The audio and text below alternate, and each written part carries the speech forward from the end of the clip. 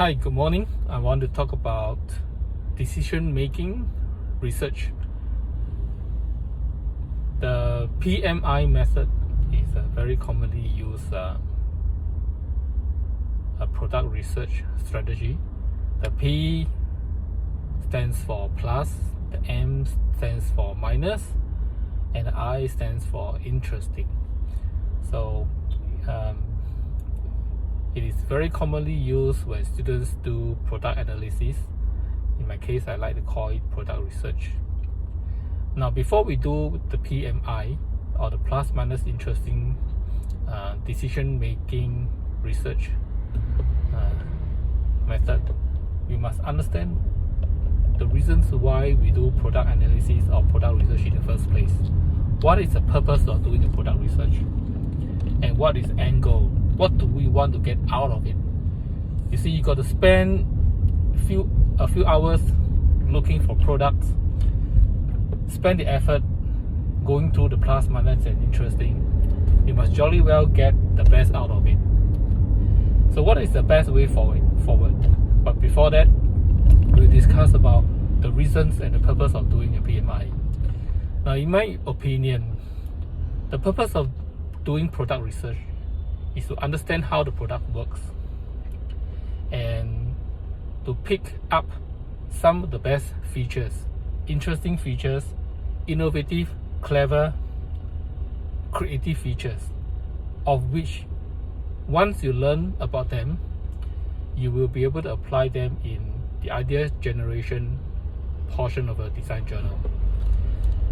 So the whole idea is to be able to use the good ideas that had already been done as an inspiration for the proposed solution. So let's come back to the P.M.I. The plus minus interesting strategy, in my opinion, it is good enough to use the plus and the interesting components of the P.M.I. I do not think you need to do and consider the minus point. There is really no point criticizing an existing product. Talk about the disadvantages, etc., etc. Because you must understand this.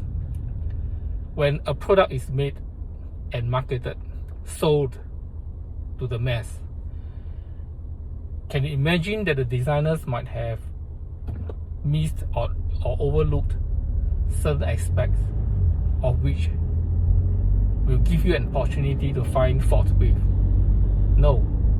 And another problem with this is when a student finds a minus point, usually the reasons are purely assumptions and it is not really the fault of the product. I'll explain to you why. For example, a student says, look, this product I have found, a book holder, is minus because it cannot hold many books. When you look at the product, and if the product shows that it can only hold one book, and your comment is to say it is no good because it cannot hold many books, then you're totally wrong. You're barking the wrong tree. The product is made to hold one book. Therefore, you cannot say it is no good because it cannot hold many books. You, in the first place, found a product that can only hold one book. Now, this is a very common mistake that students make when they do product analysis or product research.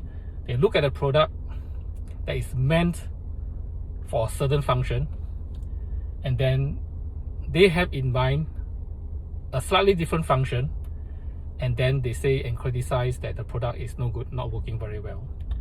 So it is not a good idea to use minus in this case, unless you can really find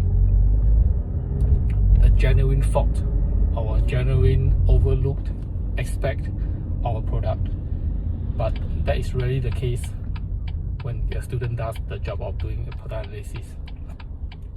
So that leaves us with plus and interesting. Plus, you can think of it as good points. or advantages, mainly good points. So when you look at a product and you do product analysis, you look at a product and say, what is the good point about this? What is the good part about this? What is good about this?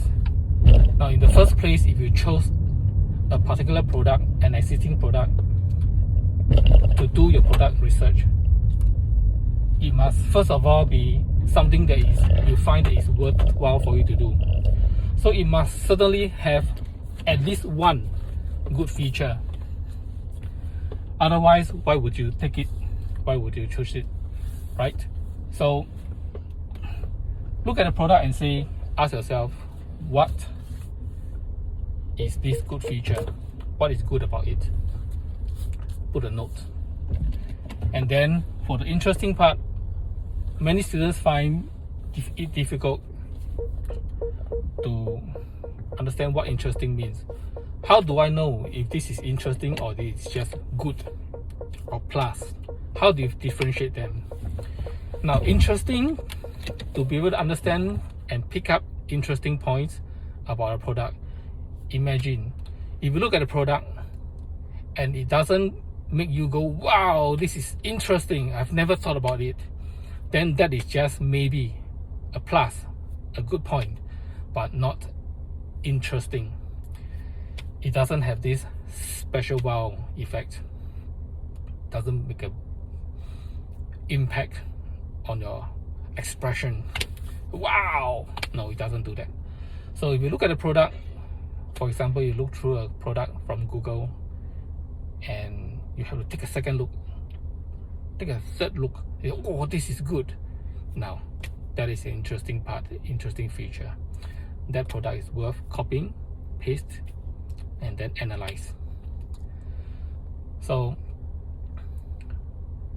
I like to tell students, before they even do the plus and the interesting point, it is good to always look at the product, existing product which you want to study, and understand how it works first. Look at the product, look at how it works. In the journal, sketch and draw the processes, explain how it works. It forces you to think about the processes, the mechanisms, the cleverness of the design.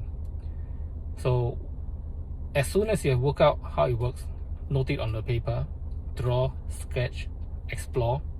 Then you pick and note the points that are good, pick and note the points that are, wow, so interesting, very good. Those points, in addition with your design specifications, you will do your idea generation. So if you do a very good job in your product research, you have identified all the good and interesting points, what you have is already credit in your ideation bank. Before you even start idea generation, you already have some of these ideas. So all you need to do is to look at the design specification, more focusing on function, and then say, okay, for this function, what do I need to draw? What solutions? And you recall your product research, and you already have those solutions there, which you've already sketched, evaluated somehow, and drew how it works.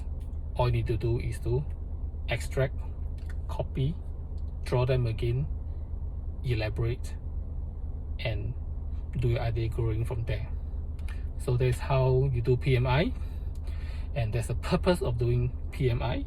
is for the purpose of doing idea generation, inspirations for your ideas. And whenever someone says do this and do that, you must always strive to understand why. Why do we do that? What do I want to get out of it? Okay, so that is the P.M.I. talk that I have for now. I'm going to school. Bye. Cheers.